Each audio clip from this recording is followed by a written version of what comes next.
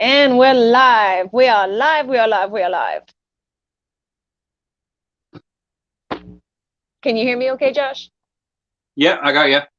Okay, sorry. It sounded like it cut off for a second. I was like, oh, crap. Like, just as soon as we go live, audio goes off. It's just my luck, right? Jeez. Oh, my gosh. Well, you guys, thanks for joining. You know me, I'm Joe. And tonight, my guest is Josh Smith. Welcome, Josh. Thank you for being on the show. I really appreciate it. My pleasure. And this is Mental Health Awareness Month.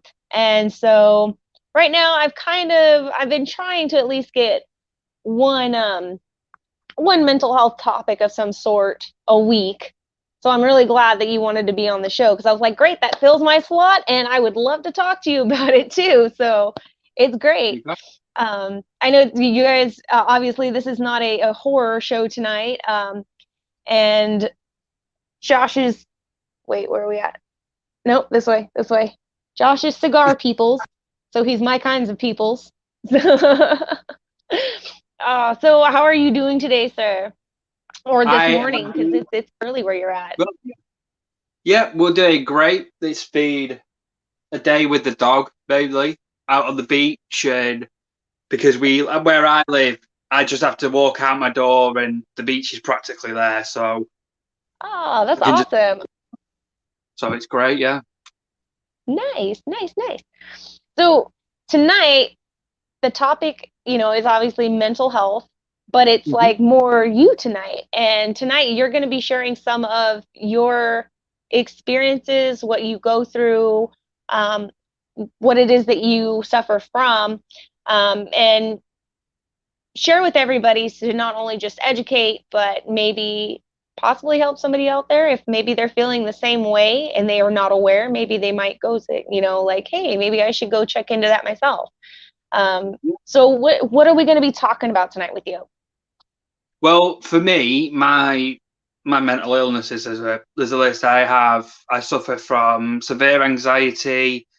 I suffer from severe depression, PTSD, and I'm currently awaiting some tests for possible bipolar and whatever else they test for. So it's all of the above, really. It's a list. Okay. Now, can I ask, how do they test you? Because I know you're in the UK, and Mhm. most of the people who are probably watching right now are in America. So I want to, I'm just curious, how do they test you for a mental health illness in your country?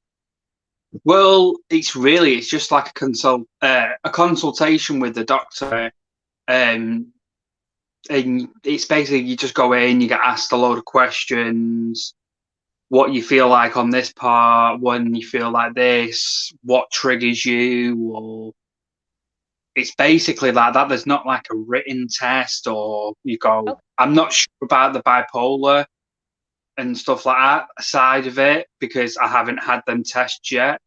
I'm Okay. waiting for them, which, of course, COVID's slowing everything down. So God knows when I'll be getting them yet. So yeah, it's just like it's to talk with the doctor and then he decides and if they need more opinions, they'll go to the hospital or something like that. Okay, okay. So it's kind of similar here then. Well, I mean, that's basically from my experience, it's usually just you talk to a therapist and the therapist goes, I think you have this, this, and this. Now go talk to a psychiatrist. And then the psychiatrist goes, he just looks at your paper and reads what the therapist wrote and goes, okay, we're going to give you these medications. Let me know in a month how it goes. Pretty much, that's pretty much what the doctor's like. It's like, oh, we'll try you on this. Well, Hmm. it's like, well, don't want you to try. I want it to. I want it to fucking work. I don't want you to Yeah. try anything. But obviously, that's not the case because there's no cure for mental health.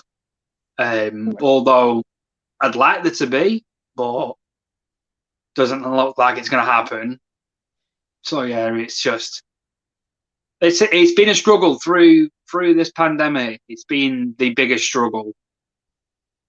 Um, Not only with getting help from people, which at the moment, the mental health system in the UK isn't good.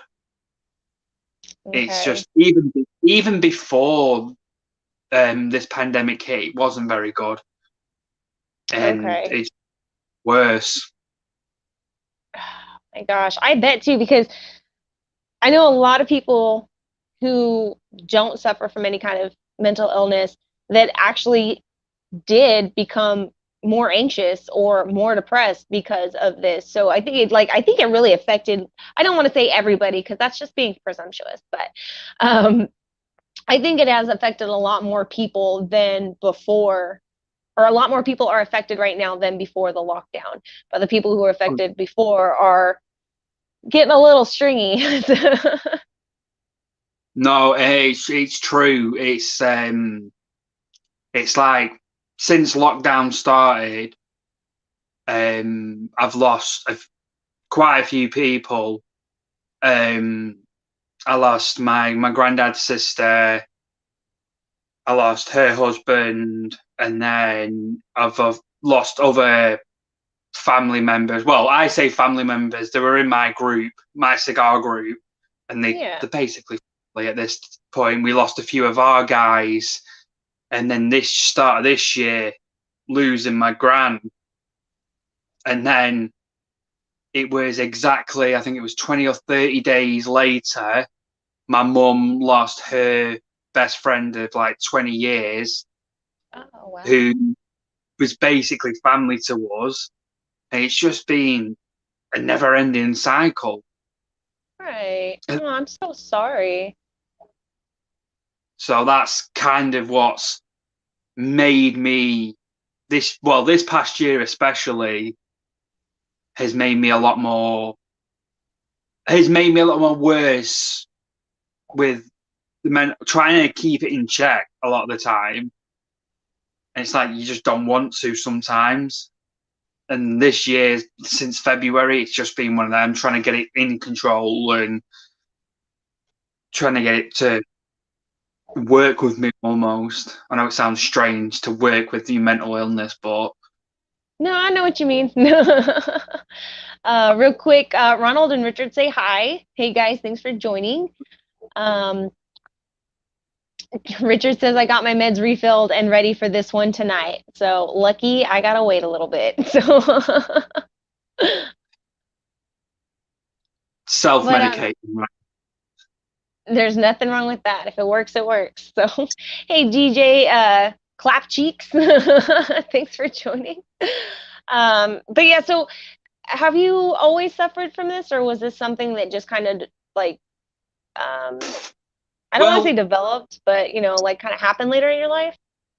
my mum would always say there was always something different. It's like from when I was young, so sorry, before I was a teenager, I was like I was bullied mentally in school and whatever else. And when I went into the teenage years in high school, it got worse. But then it started with the physical side as well. So there was times there was one time I walked home from school and one of the bullies just came out of nowhere, punched me square in the jaw, and ran off. And then one time it got that bad, I had to have plastic surgery on my nose and have my nose reset because they Oh, broke it wow. that bad. Jeez. Yeah. And it was just like that shit that eats away at you for so long. And then it just got worse and my anger got worse and everything got worse and not knowing how it was set off. And I'm man enough now to admit it because I know I did wrong and my mum knows that I never meant any of it. I was arrested multiple times for lashing out at my mum because Okay. I didn't know how to control it or I didn't know what was going on with myself. And then it was round about that time, my late teenage year. Well, like 15, 14, 15. There was a friend of ours. He was a really good friend and everything. And he was very manipulative. And he ended up um, sexually abusing me. Oh, So that, and then I took it for so long, and then I was out, and that messed with me a lot more because he'd say things and he'd say things that get into my head, and then that never leaves. I know right. where people come from when they say it, but it's true. And then we went through. I had to go through the whole process of the police and everything. And what made it worse is he got away with it. Oh, He never, nothing ever happened to him. So through all them years and like afterwards, it fucked me up, and it still does to this day. But I learn how to kind of not push it back, but leave it at rest. And then it just went all downhill from there, really. Um, and then it got worse 4 years ago, I think it is now, 4 or 5 years ago. mhm. A friend of mine, I was working at the time, um, at a bar, and I came home, and now he was into all kinds of stuff. I mean, like he probably sold drugs at one time and shit like that, but he started getting his life back and everything, and he moved in about 4 houses away from me into a flat. And one day I came home, gone over to the shop, come back, and I noticed there was 3 cars outside his flat. I'm like, God, what's he got into now? What are these cars for? And then next minute, there's 5 more cars turning up, and they're all coming out of the flat, crying and screaming, he's gone. I'm like, what do you mean he's fucking gone? So I went up to one of them, and bearing in mind, these lads are like 6'7", like, yeah, muscles that I could probably never produce, were in tears, crying. I'm like, what's going on? I'm like, we've just found him. I'm like, you found him where? Hanging over the side of the bath. Oh, He, I'm like, oh, my fuck's sake. And then it was like seeing him brought out on the thing. Obviously, he was covered and everything. And then like watching them lads walk him out of the street in the ambulance. And then I had another friend. He passed away in exactly the same way. He, oh, he himself. And what made it a lot worse is different spelling, but they were both named Chris. what? And that went fucking south. And then losing my granddad unexpectedly, and then everyone else just starting to pass away at that point. And it's like, it's just crazy how people say time heals. But it's like, you never truly heal. That I never got that saying. You never truly heal from something like that. You never truly heal from an experience like that. Right. And it's Oh, I've attempted it on multiple occasions, and I mean there was one point.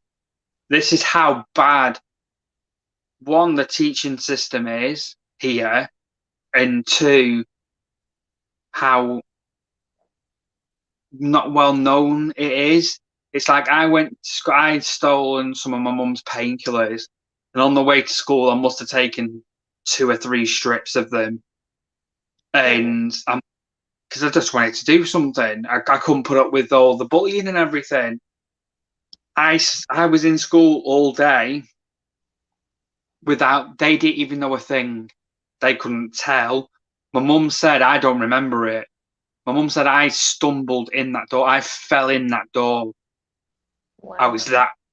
They couldn't even tell. They didn't even do nothing. Oh my gosh. Well, we got a couple of comments real quick if you don't mind. Um, Go ahead. take a short break on that real quick. Um, DJ says, "Oh my gosh, the UK is horrible for bullying."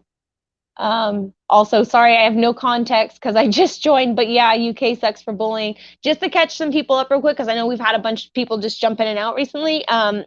This is Mental Health Awareness Month, and I'm just doing another episode this week. And this week, I'm not talking to an actor or a director or anybody. I'm talking just to, you know, normal, everyday people's that is also a cigar connoisseur that I've known for a little bit, and he's sharing his mental health illness and how. Sorry, I'm really soaking in what you're saying, and it's just kind of Okay. man. So yeah, so basically, we're just talking about different mental illnesses tonight and experiences from people, and maybe it can help inspire other people to go seek help or treatment or better understand what it's like for somebody who has to go through this, even though everybody's may have the same illness, but everybody's experience is unique to each person, kind of like a thumbprint.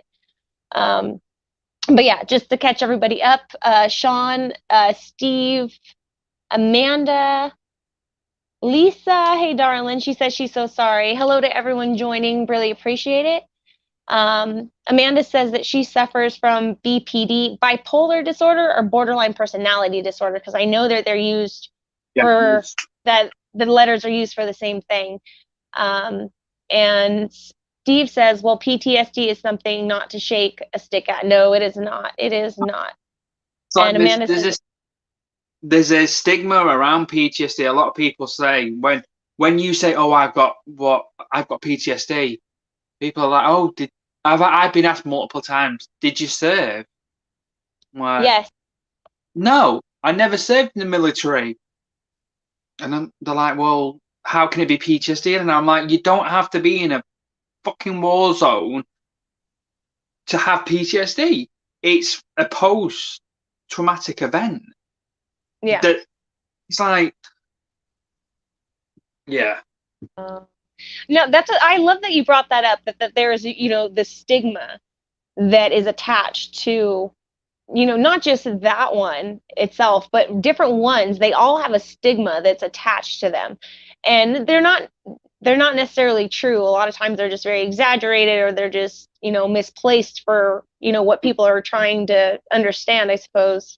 If that made sense what I just said. I don't even think I understood what I just said. no, no,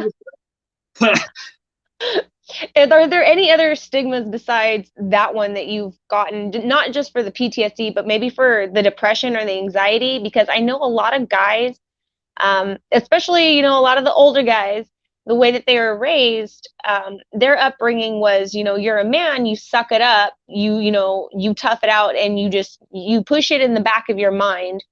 And it's yeah. not that See, it heals, it's just it's easier to forget about it or not think about it so much. my granddad, my granddad was that old school type of character, and I couldn't talk with it anything like that with him because he'd be like, "Oh well, just get over it," that type of thing. So it was very hard to speak with him, even though I loved him and I was close to him. I just could never speak with him about that because you never get through to him. He didn't believe in all that, and you just go out and have a good time and you're happy. So it was very hard to speak with him with that stuff anyway. Okay.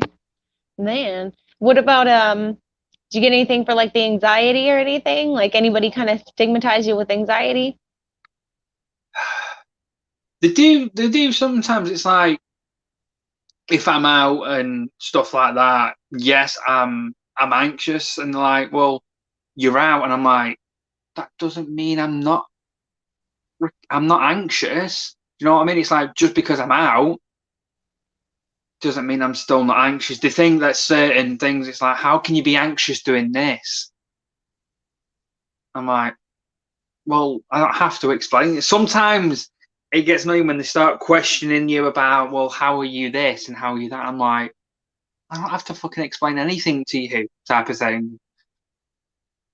Exactly. Steve says, I have 23 years, but PTSD comes from anything that has a traumatic situation.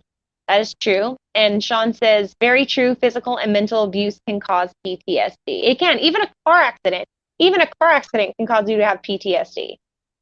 Oh, it's like there's certain stuff that I can't do. I can't drink or anything like that because the events is like my granddad's wife. She was an alcoholic and a prescription drug user. I mean, the type of shit she has done would make anyone cringe. And I mean, cringe. It's like you go into a house and I'd know where a stash is for alcohol. That's how bad it got.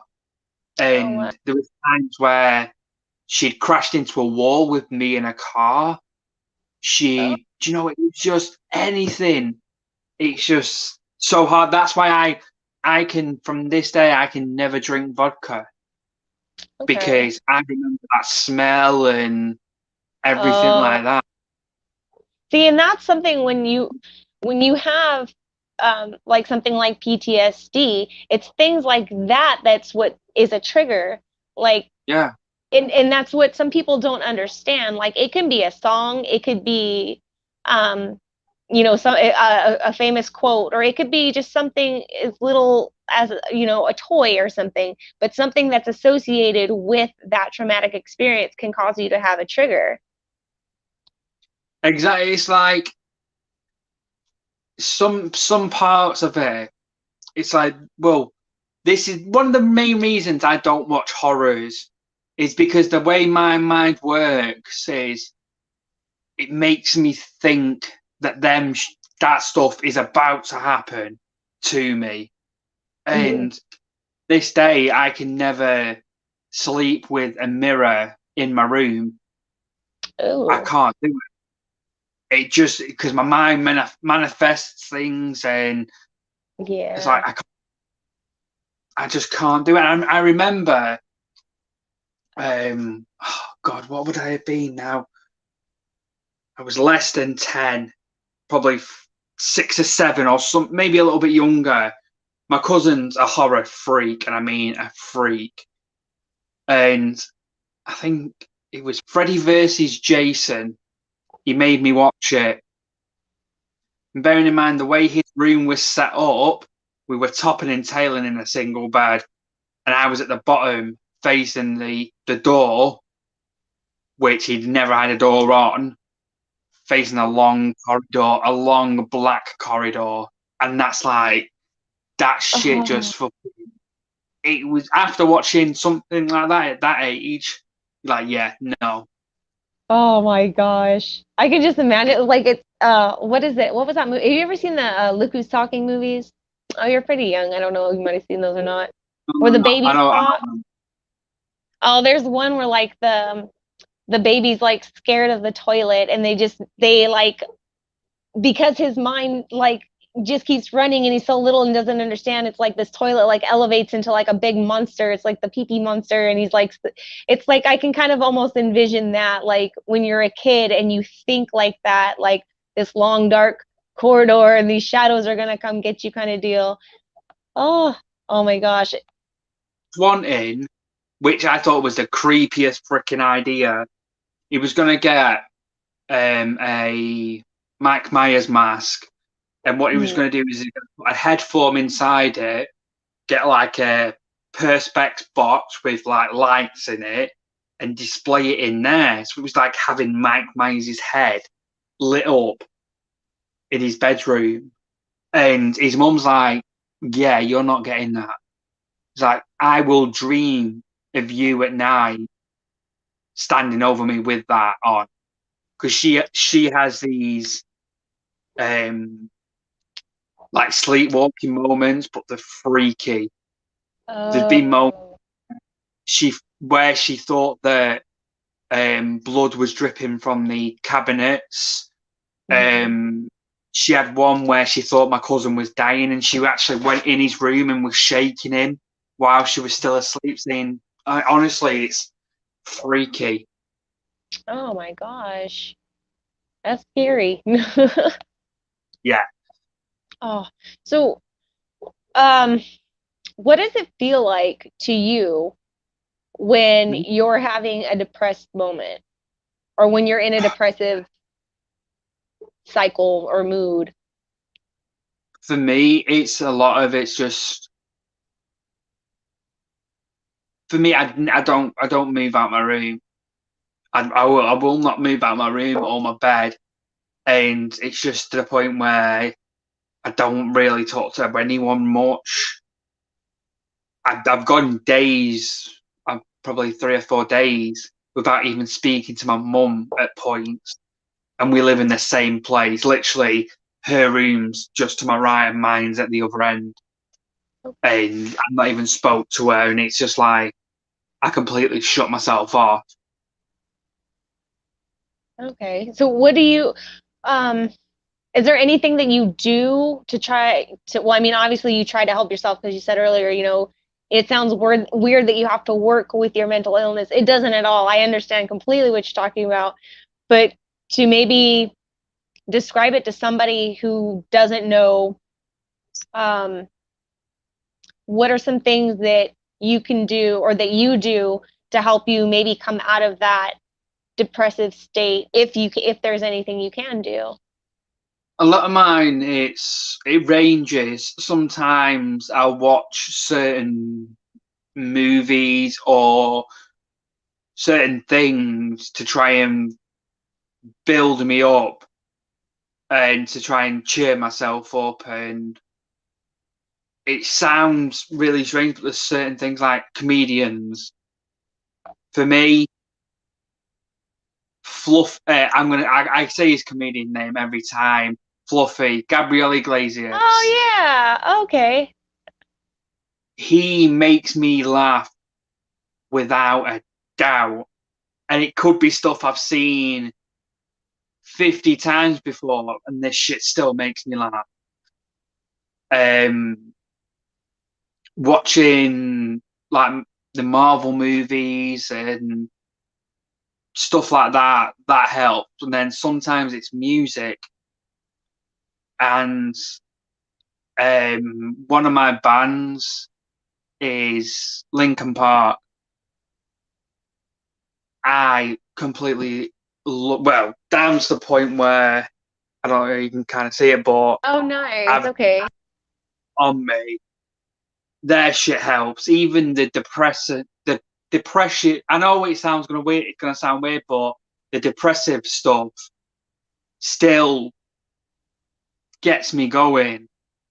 Um, there's a few other things, and my music range is so weird. Growing up with my mum, who used to listen to Meatloaf and all them all them type of ones.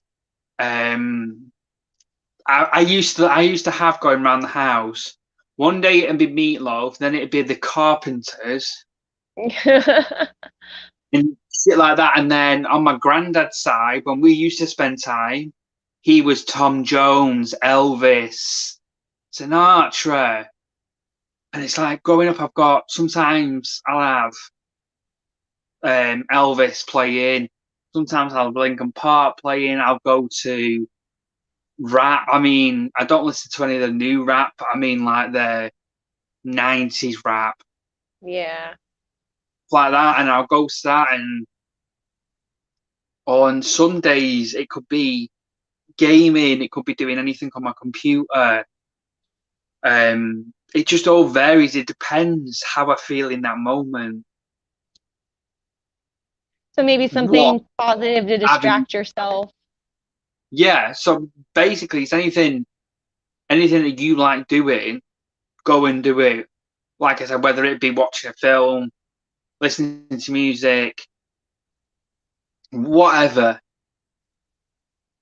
It's just something to get your mind working, really. Exactly. Exactly, because it's our mind that's getting to us, so we got to just go, look over here, look over here. Oh, it is true. It's I may try and fault it sometimes. I'm like, my mum will do something to keep me distracted. I'm like, well, I want to be doing this. I don't want to be doing this. I'm like, why do I need to be distracted? So sometimes I fight it myself, but that's just the way it happens. But that is definitely a place to start anyway. Okay. Well, we're a little over time, but that's okay. Because I still want to ask you another question before we get out of That's fine.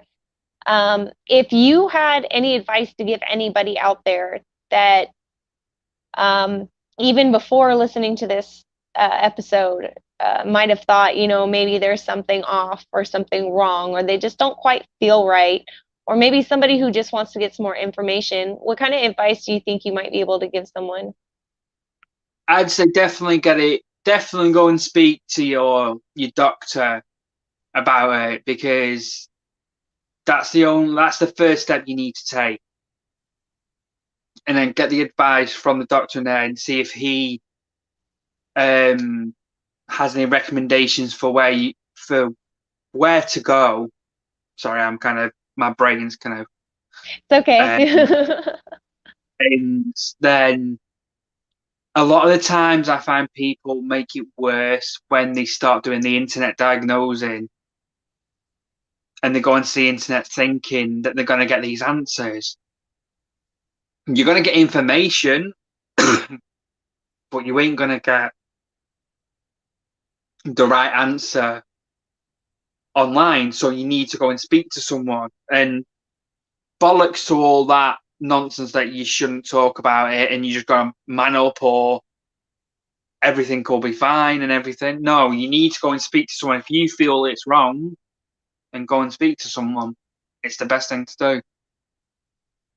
Absolutely. And thank you so much for coming on here and sharing your life, what you're going through, what it was like for you growing up and different experiences and whatnot. I really appreciate your time and I really appreciate the bravery in it, if you will. I know that might sound a little cheesy, but No, no. a lot of people are still very, to themselves about it, which I mean, if that works for them, that works for them. I'm not here to tell them how to live their lives. But there are a lot more people who just need, a little more, guidance and push to, go seek help. So anybody who shares, I think it's a great, beautiful thing. So I really appreciate your time.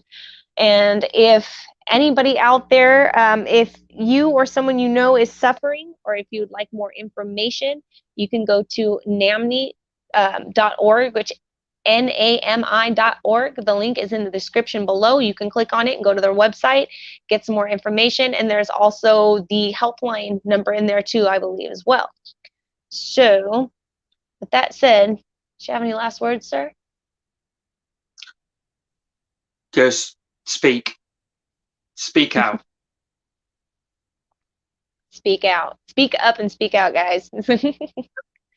All right. Thank you so much, Josh. And thank you guys for joining us tonight. Really appreciate it. And I hope to see you guys tomorrow night when I have another guest. So thank you guys for joining. Love you, creepy bastards. And I hope you have pleasant dreams about me because nightmares aren't always so. Good night.